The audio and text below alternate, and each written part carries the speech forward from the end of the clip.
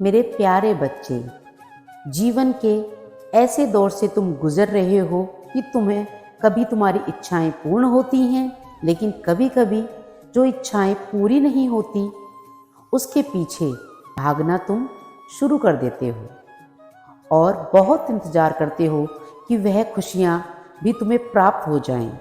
लेकिन आज मैं तुम्हें कुछ ऐसा बताना चाहता हूँ जिसके बारे में सुनकर तुम हैरान भी रहोगे और आनंद से भी परिपूर्ण हो जाओगे, क्योंकि आज मैं तुम्हें वह सच्चाई बताना चाहता हूँ जिसे सुनकर तुम बहुत खुश भी हो सकते हो।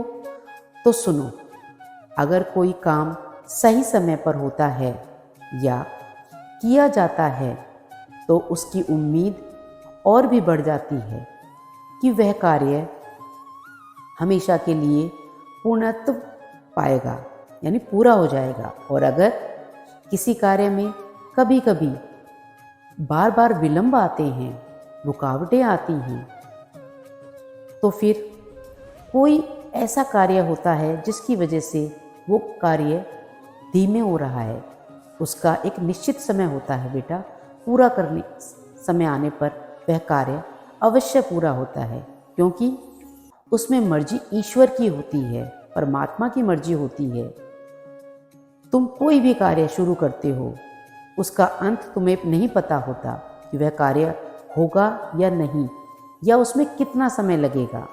लेकिन जब तुम ईश्वर का नाम लेकर कार्य शुरू करते हो तब सब कुछ ईश्वर पर छोड़ दो, क्योंकि जब तक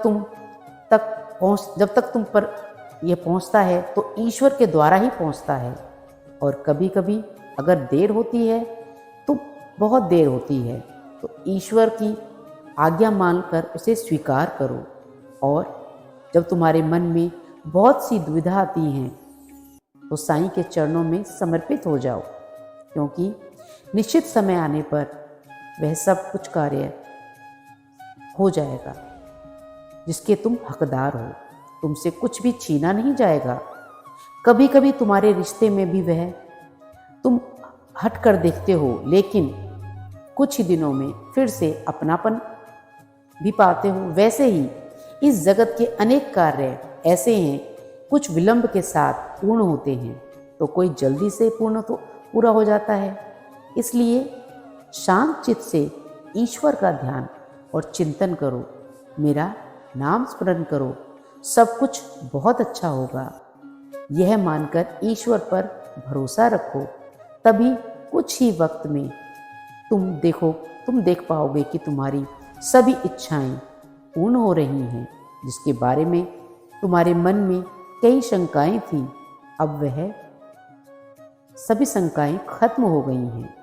और धीरे धीरे आगे चलकर तुम यह पाओगे कि तुम्हारे सभी कार्य जो रुके हुए थे वह सभी कार्य पूर्ण होने लगे हैं। मेरा आशीर्वाद तुम्हें सदा प्राप्त होता रहेगा। खुश रहो मेरे बच्चे, तुम्हारा हमेशा कल्याण होगा।